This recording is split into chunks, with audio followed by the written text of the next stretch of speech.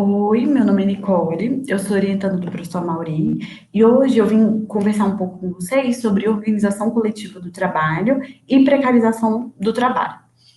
O intuito desse vídeo não é, enfim, propor nenhuma resposta, mas é convidar vocês a refletirem sobre o que tem acontecido no mercado de trabalho e quais respostas o direito do trabalho tem para dar sobre isso, principalmente em relação ao aspecto coletivo, né? Antes da gente começar, na verdade, enfim, acho que um primeiro passo para a gente começar a refletir sobre o tema é pensar na importância que o trabalho tem na sociedade que a gente vive, né? E isso tanto no aspecto individual quanto no aspecto coletivo. Porque o trabalho, ele está intimamente relacionado com a formação de identidade e fonte de significado para o trabalhador. Quando a gente se apresenta para alguém, ou quando a gente está conhecendo uma pessoa, a gente pergunta qual o seu nome, qual a sua idade, a gente fala nosso nome, a gente fala nossa idade, e uma pergunta também que surge muito dentro dessas primeiras é o que que você faz? Esse o que você faz mostra, na verdade, qual que é o papel que você desempenha no mercado de trabalho, né? E isso faz parte de quem você é. Isso faz parte de como você se apresenta para a sociedade, enfim, de como você se identifica como sujeito. Mas também o trabalho, ele tem um papel importante na inserção que o trabalhador tem na sociedade, né? Ele é um meio de sociabilidade muito importante. Então, o trabalho, ele é um processo de construção dessa subjetividade, construção da identidade, né? Enfim, de sociabilidade do trabalho. E por isso é importante a valorização do trabalho, né?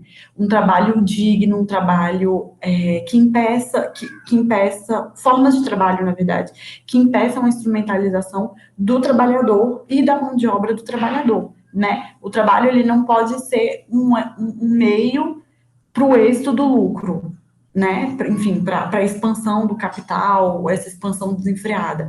Mas, na verdade, ele tem que ser um meio de conquista do trabalhador para os seus projetos pessoais, enfim, para a sua liberdade, e um meio para o trabalhador ter liberdade de se realizar nesses projetos pessoais, né? Então, o que a gente vê é que, na verdade, o trabalho, enfim, além dessa questão da subjetividade de tudo, ele também é um agregador de direitos, né? Porque por meio de um trabalho digno, por meio do trabalho, é que a gente tem acesso a diversos outros direitos, como o lazer, como a saúde, a alimentação, a educação. Então, enfim, o trabalho, ele tem essa centralidade na sociedade, é por isso que é importante a gente pensar tanto sobre o que tem acontecido com o mercado de trabalho, o que tem acontecido com os postos de trabalho, o que tem acontecido com a mão de obra, né? Enfim. E aí, pensando nisso, no que tem acontecido, a gente observa dois principais movimentos do mercado de trabalho, enfim, né, e da legislação trabalhista. Pensando no mercado de trabalho, o que tem acontecido? O que tem acontecido é uma fuga ao vínculo de emprego tradicional, né? É aquele vínculo de emprego previsto na CLT, do contrato bilateral, empregador-empregado, a presença daqueles requisitos que caracterizam o vínculo de emprego, enfim. O que tem acontecido é uma criação de postos de trabalho que fogem a esse padrão e que, na verdade, eles tentam se colocar nessas zonas cinzentas em que o direito do trabalho, como está posto hoje em dia, tem dificuldade de caracterizar o vínculo de emprego para poder fazer essa fuga, né, dos ônus que trazem o vínculo de emprego para o empregador. A gente pode pensar, por exemplo, que isso tem muito a ver com o discurso de culpabilização do mercado do direito do trabalho para as crises econômicas que acontecem. Então, todo mundo já deve ter ouvido alguém falar, enfim, em algum lugar, dizendo que empregador sofre muito no país, dizendo que as taxas e as taxas não, as despesas para se contratar alguém pela CLT são muito altas, enfim. Isso tudo está associado a essa criação de postos de trabalho que, na verdade, são fugas às normativas trabalhistas, né? Um outro movimento que tem acontecido, que também está muito conectado com esse, é o enfraquecimento da legislação trabalhista. Então, o que a gente chama esse processo de várias alterações na legislação que tem acontecido, enfim, desde 2016, 2017, na verdade, um pouco mais antes que isso, né, mas que se fortaleceram a partir de 2016, 2017, que a gente chama de reforma trabalhista, é um grande indicador do que tem acontecido. E isso, tanto o enfraquecimento, tanto nas normativas trabalhistas, no que se refere ao direito do trabalho individual, quanto coletivo. E aí é aqui enfim, eu queria focar um pouquinho com vocês, né? O enfraquecimento da legislação, enfim, do direito do trabalho, no que se refere ao direito coletivo, ele tem muito impacto no que acontece hoje em dia, o que a gente vê, o caos que está o mercado de trabalho hoje em dia, enfim, a precarização do trabalho, isso tudo. Por quê? Porque isso atinge diretamente os sindicatos e esse aspecto coletivo de organização dos trabalhadores, né? Os sindicatos, eles têm um grande papel, que inclusive é reconhecido na Constituição e protegido pela Constituição, ele tem uma grande relevância social no sentido de concretização de direitos, né, e efetivação de justiça social, porque é através dessa organização coletiva, através dos sindicatos, que os trabalhadores eles se mobilizam e tentam fazer esse tensionamento com os empregadores, enfim, com o capitalismo, para tanto impedir que ocorram retrocessos sociais, quanto para garantir manutenção e avanço de direitos, né? Enfim, é o clássico que a gente aprende em Direito do Trabalho 1, sobre o desequilíbrio que existe entre empregador e empregados, e que é um pouco mais equilibrado quando a gente coloca na balança um ente coletivo dos trabalhadores e não um trabalhador individualizado, né? E aí, esse movimento de enfraquecimento da legislação, ele tem enfraquecido especialmente os sindicatos, porque, enfim, a gente tem vários exemplos disso, né? A retirada da obrigatoriedade da contribuição sindical, aquele artigo da CLT que equiparou dispensa coletiva à dispensa individual e aí retirou a obrigatoriedade dos sindicatos de participar dessa dispensa coletiva, enfim. São vários ataques aos sindicatos e esse cenário é bastante preocupante, justamente porque o sindicato tem esse papel de efetivação da justiça social, né? E se a gente pensar também nos postos de trabalho que estão configurados fora do vínculo de emprego, esse cenário ele se torna ainda mais preocupante porque nem sindicatos os trabalhadores têm, né? Os sindicatos, hoje em dia, como eles estão conformados na CLT, por exemplo, e também na Constituição, eles têm, enfim, eles têm muito a ver com o vínculo de emprego, né? Eles estão intimamente ligados com o vínculo de emprego, com categoria profissional, e quando os trabalhadores, eles são colocados em postos de trabalho que são denominados de autônomos, a organização coletiva, ela se perde, né, no meio do caminho.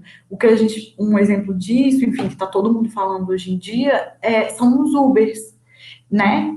Enfim, quem trabalha por meio de aplicativo e tem é taxado como autônomo, mas que, na verdade, enfim, essa autonomia, ela oculta, na verdade, uma precarização e um controle através dos algoritmos, né? Esse trabalhador, ele se encontra individualizado, ele se encontra solitário, e quem que é o sindicato dele? Não tem, né? Enfim, por quê? Porque ele não tem vínculo de emprego, ele não é uma categoria profissional, enfim, a gente espera que isso mude daqui para frente, mas essas reflexões são muito importantes para a gente pensar para onde que vai, né? Para onde que está caminhando o mundo do trabalho e quais respostas o direito do trabalho tem. Quem pensa, quem trabalha com o direito do trabalho tem que dar o que a Constituição tem para dar, né? Para a gente. E aí uma coisa que a gente pode pensar também é como na prática trabalhista hoje em dia a gente se apega muito mais à CLT e às normas infraconstitucionais, na prática, né, às vezes, do que a própria Constituição. A Constituição, os princípios de proteção ao trabalho, protegem o trabalho, e não somente o vínculo de emprego, né? E eu acho que é essa expansão que a gente tem que pensar. E é no fortalecimento da prática constitucional que a gente tem que se apegar. Porque os artigos os artigos não, enfim, os direitos dados tanto pelo artigo 7º quanto pelo artigo 8º, tanto no que se refere ao direito individual quanto ao direito coletivo, eles não podem mais ser restritos ao vínculo de emprego, né? Que é uma restrição que a Constituição não faz.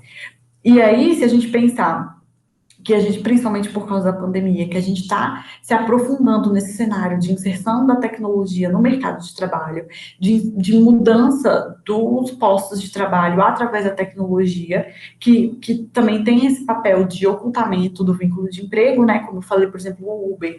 O Uber, ou os entregadores por aplicativo, enfim, ele está nesse cenário de ser autônomo, mas na verdade ele é controlado pelos algoritmos, na verdade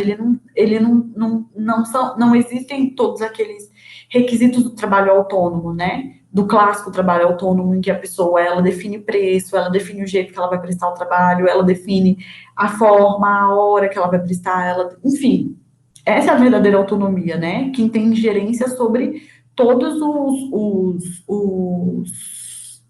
os campos, enfim, do desempenho do trabalho, né? Quando você não tem ingerência sobre nada disso, na verdade, você não é autônomo, e é isso que acontece, e é aprofundado especialmente pelo uso dos aplicativos. Enfim, o que a gente tem que fazer e o que a gente tem que pensar é que esse é um caminho que está sendo percorrido, ele não tem volta, principalmente essa questão tecnológica, e o que a gente tem que pensar é quais são as respostas que a Constituição tem para dar para a gente, né? Eu acho que esse é o momento da gente se apegar especialmente à Constituição, porque o que a gente tem visto é um enfraquecimento da CLT, um enfraquecimento das normativas infraconstitucionais. Mas o que que a Constituição diz para a gente, né? O que que os tratados internacionais dizem para a gente, o que que a OIT diz para a gente. Enfim, eu acho que é esse momento da gente pensar, e isso tanto no aspecto individual, mas especialmente no aspecto coletivo, né? Como que a gente pode pensar em um sindicato, em formas de fortalecimento do sindicato, e como a gente pode pensar em organizações coletivas de trabalhadores que não têm vínculo de emprego, que não estão inseridos em categorias profissionais, o que que a Constituição diz para a gente, né? E, enfim, acho que isso é um desafio muito grande e é um caminho que ainda está sendo percorrido, porque eu acho que ainda tem muita coisa para acontecer no mercado de trabalho, e especialmente agora durante a pandemia, né? Enfim, que transformou e tem transformado muito as formas de prestação de serviço, né? Então, enfim, acho que esse é um desafio muito grande e a gente tem que pensar e a gente sempre tem que ter em mente isso que eu falei no começo da nossa conversa, sobre o papel que o trabalho tem, né, na sociedade, e o papel que o trabalho tem na nossa individualidade, na gente enquanto, enfim, ente individual e ente coletivo. Acho que isso tudo é importante para a gente fazer esse resgate, né, dos sentidos constitucionais de valorização do trabalho, de dignidade da pessoa humana, de valorização para além do vínculo de emprego, né, também. Então é isso, gente.